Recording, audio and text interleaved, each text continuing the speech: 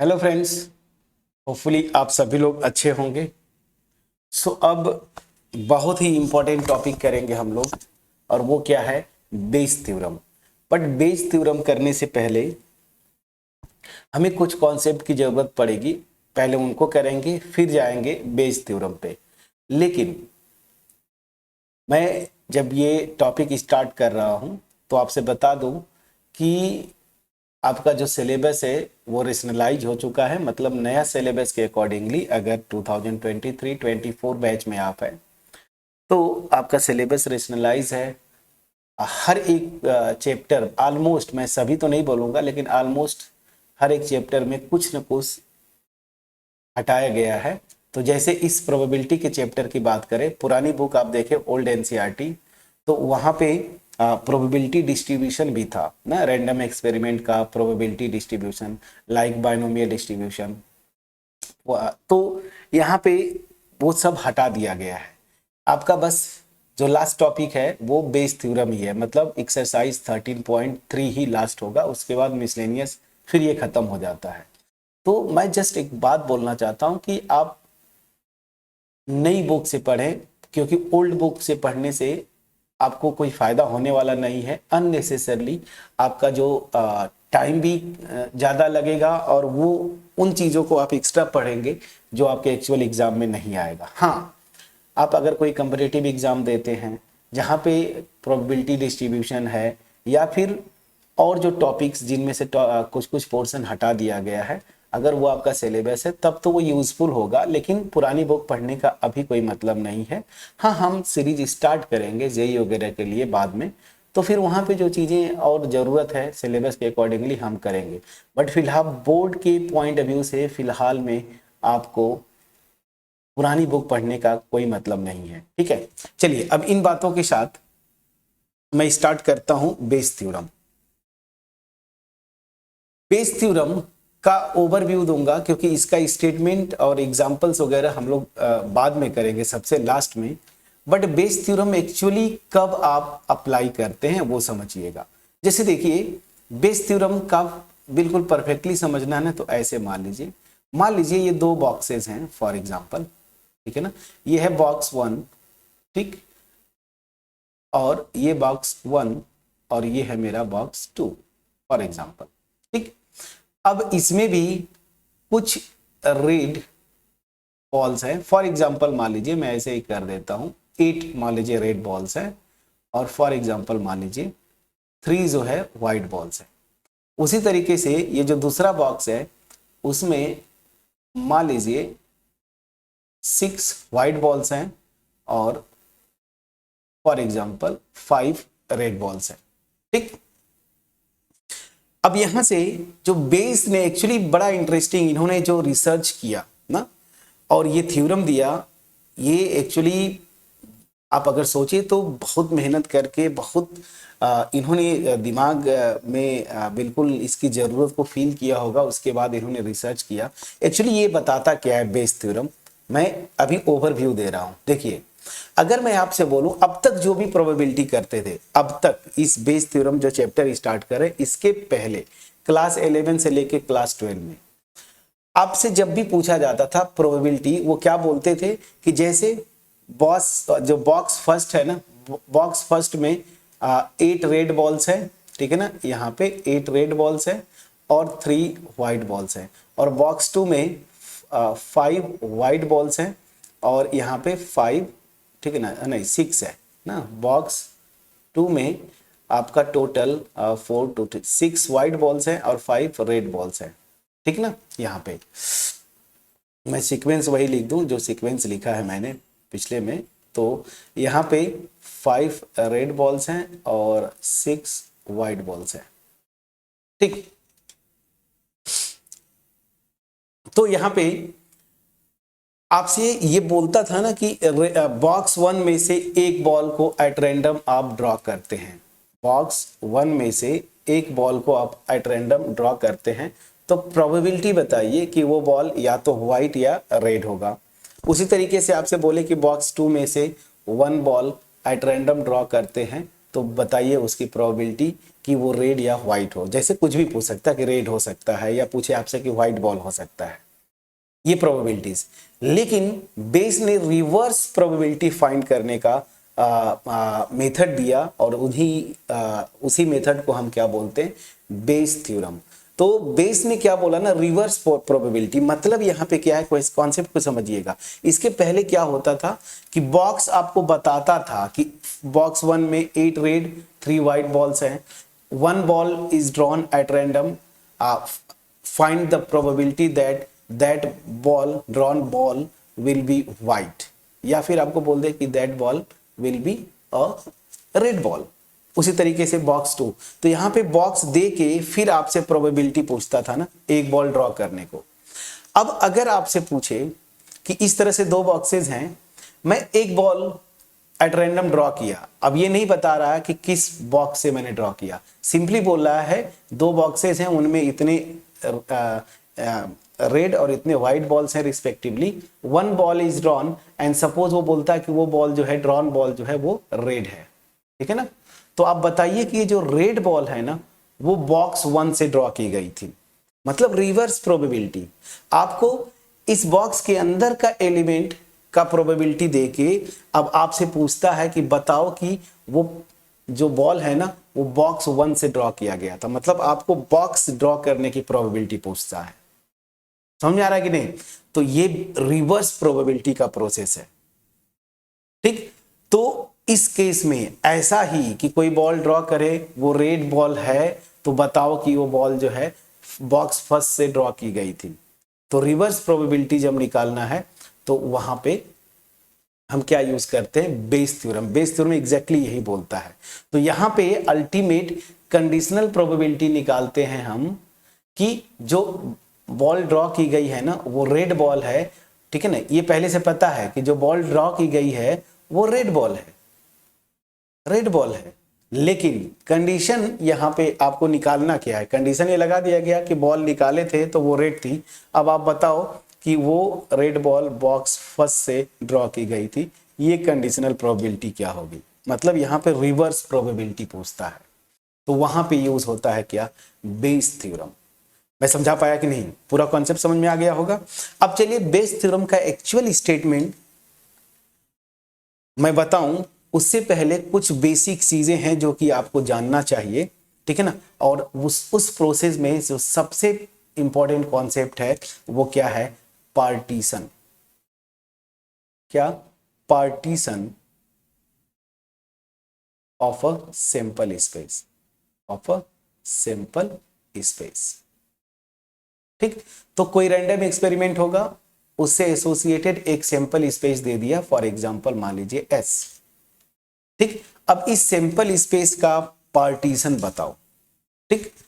तो आपको पता है कि रैंडम एक्सपेरिमेंट से एसोसिएटेड जो इवेंट्स लेते हैं ना, वो जैसे मान लीजिए कोई एक इवेंट लिया E, तो ये सबसेट होता है ना इस सैंपल स्पेस का। पहला चीज मतलब इस E के जो एलिमेंट्स होंगे वो उस रैंडम एक्सपेरिमेंट से एसोसिएटेड आउटकम्स होंगे, और आउटकम्स कहां से आते हैं, इस सैंपल स्पेस से। समझ में आ गया। तो अब पार्टीशन की अगर बात बोलें तो पार्टीशन, इस सैंपल स्पेस का पार्टीशन कैसे करेंगे, तो इस सैंपल स्पेस से एसोसिएटेड जो इवेंट्स होते हैं ना, उन इवेंट्स के थ्रू हम पार्टीशन करते हैं, ठीक। अब मैं इसको लॉजिक से बता दूं तो फिर आपको साथ ज्यादा समझ में आएगा। लॉजिक मतलब डायग्राम से, फिर मैं यहां पे डिफाइन करूंगा। डेफिनेशन बहुत इजी है, आपको कॉन्सेप्चुअली समझना है। मान लीजिए फॉर एग्जांपल ये मेरा सैंपल स्पेस है, तो यहां पे सैंपल स्पेस को एज अ यूनिवर्सल सेट आप कंसीडर करते हैं। समझ में आ गया। अब मैं पार्टीशन की बात करूं तो जैसे रूम में देखिए ना, मैं सिंपल सा एग्जांपल जब भी बताता हूं, हायर मैथमेटिक्स में, अलजेब्रा में भी हम करते हैं किसी भी जैसे सेट ऑफ इंटीजर का पार्टीशन। तो यहाँ पे सिंपल स्पेस का पार्टीशन मतलब क्या होता है कि मान लीजिए ये जैसे एक रूम है, ठीक है ना, 6x4 का, ठीक है ना, 6 फीट लंबा है और 4 फीट चौड़ा है। अब मान लीजिए एक फादर है, उनके पास यही एक रूम है। अब उनके 2 बेटे हैं, तो जब दोनों बेटों में बंटवारा होता है तो वो करते क्या है, एग्जैक्टली ये देखिए ऐसा आधा आधा ना, ये मतलब जो चौड़ाई है ना, ये वाली लंबाई है कितनी 8 फीट की, तो इसको क्या करते हैं 4 फीट पे वो एक दीवार खड़ा कर देंगे और बोलेंगे कि भाई ये तुम्हारा पार्ट है और ये मेरा पार्ट है, तो ये पार्टीशन हो गया। उसी तरीके से सिंपल स्पेस का भी पार्टीशन होता है। अब यहाँ पे सिंपल स्पेस का जो पार्टीशन होगा वो कैसे होगा? ओके फ्रेंड्स, सो पार्टीशन जो समझना है मैंने आपको बताया, उस तरीके से सिंपल स्पेस का जो पार्टीशन होगा वो क्या होता है, इससे एसोसिएटेड इवेंट्स है। तो मान लीजिए इससे एसोसिएटेड इवेंट्स यहाँ पे मैं लिख देता हूं, वही डिफिनीशन में भी लिखूंगा। मान लीजिए E1 E2 और इस तरह से En, ये n जो है इवेंट्स है associated with simple space S, मतलब ये सब के सब सबसेट होंगे S के। तो मैं बोलूंगा कि ये इवेंट्स इस सिंपल स्पेस का पार्टीशन फॉर्म करते हैं। पार्टीशन मतलब क्या होता है, देखिए ऐसे, इस तरह से ऐसे ना, ये पार्टीशन जो मैं अभी जस्ट बता रहा था कि रूम में ऐसे। तो मान लीजिए ये मेरा E1 है, ये फॉर एग्जांपल E2, फिर ये E3, फिर यहाँ पे E4 और फिर डॉट डॉट डॉट मान लीजिए यहाँ पे En ना, En। तो ये n जो इवेंट्स हैं मैं बोलूंगा ये पार्टीशन फॉर्म करते हैं कब, बस मैं एक मतलब कॉन्सेप्चुअली समझ लीजिए, इसी को मैं लिखूंगा। सबसे पहले कि ये पेयर वाइज डिसजॉइंट होंगे, मतलब कोई भी दो का अगर इंटरसेक्शन आप निकालेंगे ना, EI EJ ये क्या होते हैं, इनका इंटरसेक्शन फाई आएगा, मतलब ये म्यूचुअली डिसजॉइंट होंगे।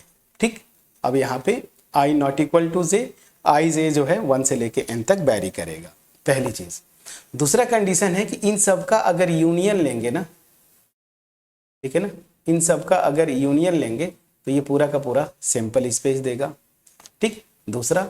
और तीसरा जो है कि हर एक का प्रोबेबिलिटी, इन इवेंट्स की प्रोबेबिलिटी आप लेंगे इजे, ये क्या होना चाहिए, positive for every I equal to 1 से लेके n तक।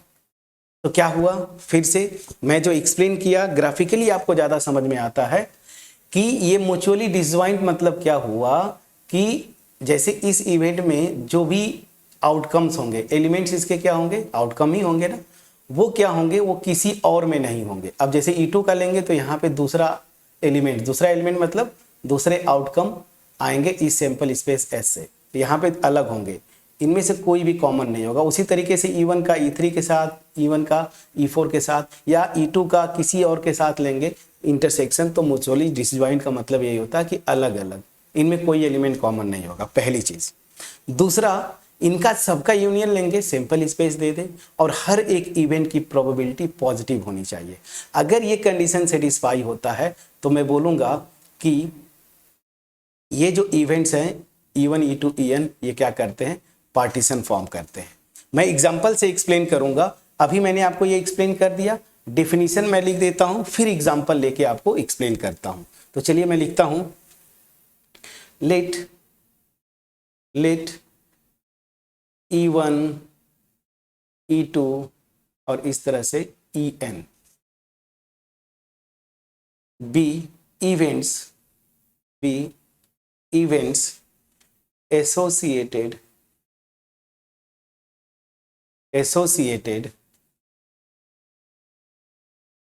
with simple space S। इस सिंपल स्पेस से ये एसोसिएटेड इवेंट्स है।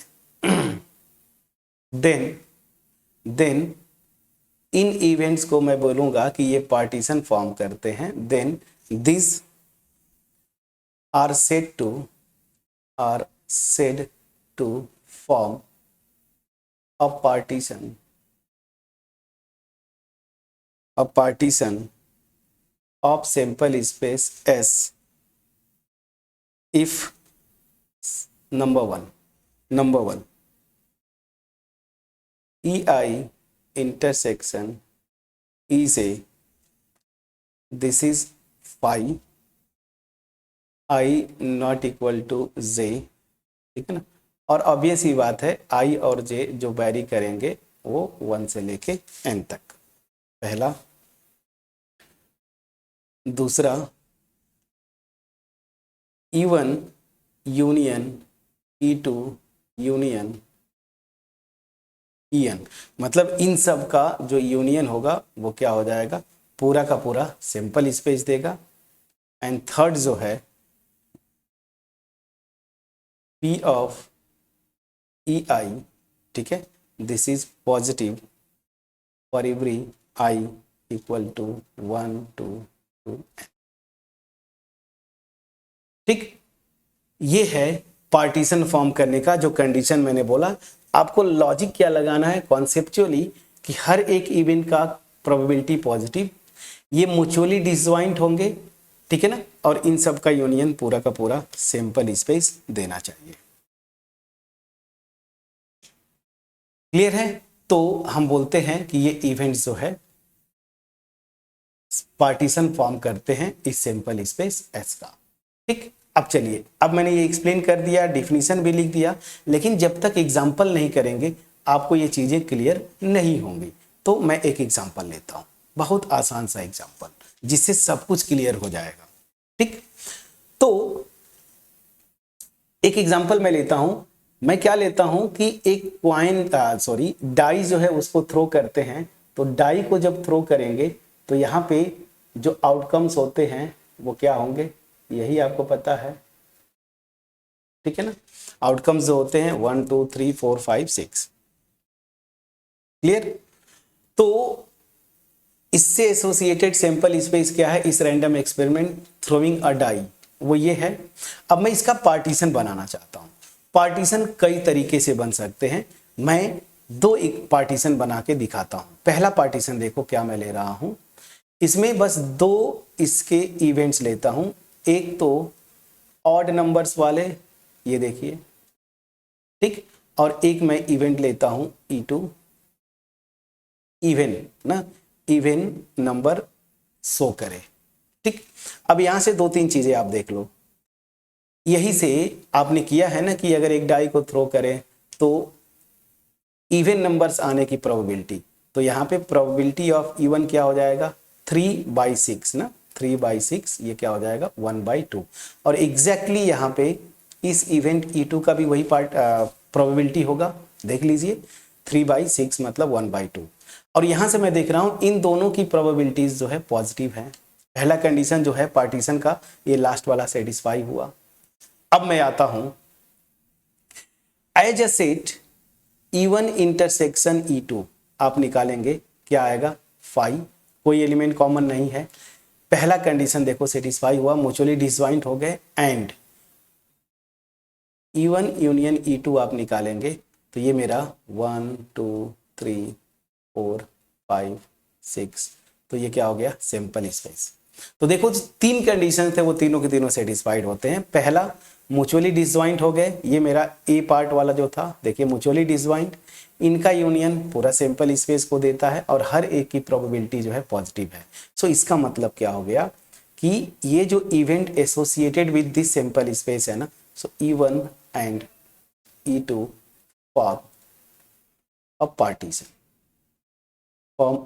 पार्टीशन, ठीक। चलिए, अब इसको लॉजिक से अगर आपको समझना है, जो मैं ग्राफ बना रहा था, यहां पे मेरा सैंपल स्पेस हो गया, ये समझिएगा, ये मेरा सैंपल स्पेस है। अब यहां पे ये दो इवेंट्स पार्टीशन फॉर्म कर रहे हैं, एक है E1 और दूसरा क्या है E2। इसमें क्या क्या है ध्यान दीजिएगा, E1 में 1 3 और 5 ये एलिमेंट्स हैं, कॉमा यहाँ हटा दीजिए, एज अ सीट में बोल रहा हूँ वेन डायग्राम में। और यहाँ पे अगर मैं बोलूँ E2 में तो 2 4 और 6, इसका कोई एलिमेंट इसमें नहीं है, इसका भी कोई एलिमेंट यहाँ पे नहीं, ये डिसजॉइंट हुए, वो ऑलरेडी मैं दिखा चुका हूँ। इन सब का E1 यूनियन E2 पूरा का पूरा सैंपल स्पेस दे दिया और इनकी प्रोबेबिलिटीज पॉजिटिव है। देखिए ये पार्टीशन फॉर्म कर दिया, मैं समझा पाया कि नहीं। पार्टीशन मतलब दो, मतलब ऐसे समझे ना, दो पार्ट्स में, दो इक्वल पार्ट, ऐसे भी कहूं तो गलत नहीं होगा, दो पार्ट्स में इसको पार्टीशन कर दिया। एक यहाँ पे इंपॉर्टेंट कॉन्सेप्ट है जो कि जनरली अगर आपसे पूछा जाए तो स्टूडेंट्स कंफ्यूज करते हैं कि क्या कोई सैंपल स्पेस है तो उसका जो पार्टीशन यूनिक होता है, मतलब एक ही पार्टीशन होगा, ऐसा नहीं है, एक से अधिक पार्टीशन हो सकते हैं। अब इसी सेम सैंपल स्पेस का दूसरा पार्टीशन देखो, E1 तो मैंने सिंगल्टन 1 लिया, E2 को मैंने क्या ले लिया, सिंगलटन 2, E3 इसको मैंने ले लिया सिंगलटन 3, फिर E4 सिंगलटन 4, E5 सिंगलटन 5 और E6 सिंगलटन 6। ठीक है, तो E1, E2, E3, E4, E5 and E6। अब यहां पे ध्यान दीजिए, ये सब के सब जो है पार्टीशन फॉर्म, ये पार्टीशन फॉर्म करेंगे और ये देखिए सब के सब क्या है, इस सैंपल स्पेस के क्या है, सबसेट है, मतलब इवेंट्स हो गए।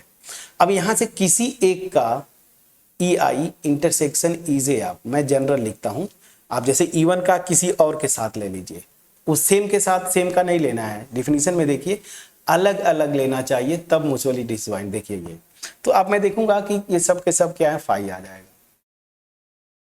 इसका इसके साथ, फिर इसका इसके साथ, किसी के साथ लीजिए फाई, म्यूचुअली डिसजॉइंट हो गए। इनका यूनियन अगर आप लेंगे, E1 union E2 union E3 union E4 union E5 union E6, ये क्या हो जाएंगे, पूरा का पूरा सैंपल स्पेस। और इन सब की प्रोबेबिलिटी जो है EI, सबका प्रोबेबिलिटी क्या होता है, 1/6, क्योंकि एक ही एलिमेंट है ना यहाँ पे, तो 1/6। ठीक है ना, I इक्वल टू 1 2 3 4 5 6, और ये सब का सब प्रोबेबिलिटी पॉजिटिव है। तो ये भी पार्टीशन फॉर्म किए। अब यहाँ पे पार्टीशन जो बन रहा है वो कैसा बन रहा है, अगर आप देखना चाहें तो ये देखिए, ये पार्टीशन बन रहा है अलग अलग 6 फॉर्म, 1 2 3 4 5 6। अब जैसे यहाँ पे 1, यहाँ पे 2 3 4 5 6, ठीक है, ये 6, तो यहाँ पे ये पार्टीशन बन रहा है। ठीक है ना, तो आपको समझ में आया कैसे ये पार्टीशन फॉर्म करते हैं। अब यहाँ से एक दो कॉन्सेप्ट्स है जो कि आप याद कर लीजिए कि किसी भी सैंपल स्पेस का पार्टीशन यूनिक नहीं होता, एक से अधिक पार्टीशन हो सकते हैं। मैंने ये जैसे 2 पार्टीशन बनाया, इसमें और भी आप बना सकते हैं। तो क्या है, partition for a sample space is not unique, मतलब एक से अधिक पार्टीशन हो सकते हैं। ठीक है, ये कॉन्सेप्ट है, कॉन्सेप्ट पे आपको स्टिक करना है। एग्जाम्पल में आप एग्जाम में कभी भी आपसे ये नहीं पूछेगा कि पार्टीशन ये फॉर्म करता है कि नहीं, क्योंकि इसका यूज है आगे जो इंपॉर्टेंट थ्योरम है, क्या, बेस थ्योरम, मैंने जो हेडिंग डाल रखी है। ठीक, बट बेस थ्योरम से पहले एक और थ्योरम है जिसका यूज करके एक्सरसाइज में फर्स्ट क्वेश्चन जो है उसी पे है, और ये क्या है, थ्योरम ऑफ टोटल प्रोबेबिलिटी ना, थ्योरम ऑफ टोटल प्रोबेबिलिटी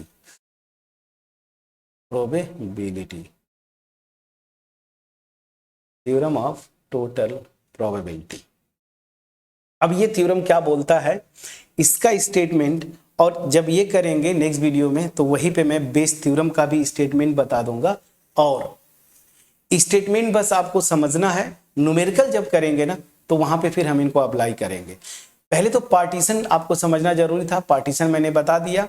अब पार्टीशन बार बार यूज होगा बेस थ्योरम में भी, और अभी जो मैं लिखा हूं थ्योरम ऑफ टोटल प्रोबेबिलिटी। ये थ्योरम उतना इंपॉर्टेंट नहीं है आपके एग्जामिनेशन पॉइंट ऑफ व्यू से, बेस थ्योरम ज्यादातर इंपॉर्टेंट है। तो चलिए अब मैं इसका स्टेटमेंट नेक्स्ट वीडियो में और बेस थ्योरम का स्टेटमेंट उसी वीडियो में करेंगे। होपफुली यहाँ पे जो मैंने पार्टीशन बताने की कोशिश किया और एक ओवरव्यू दिया कि बेस थ्योरम कहाँ लगता है रिवर्स प्रोबेबिलिटी में, ये भी आपके समझ में आ पाया होगा। सो मिलते हैं नेक्स्ट वीडियो में, तब तक अपना ख्याल रखें, पढ़ाई करते रहें। Thank you so much.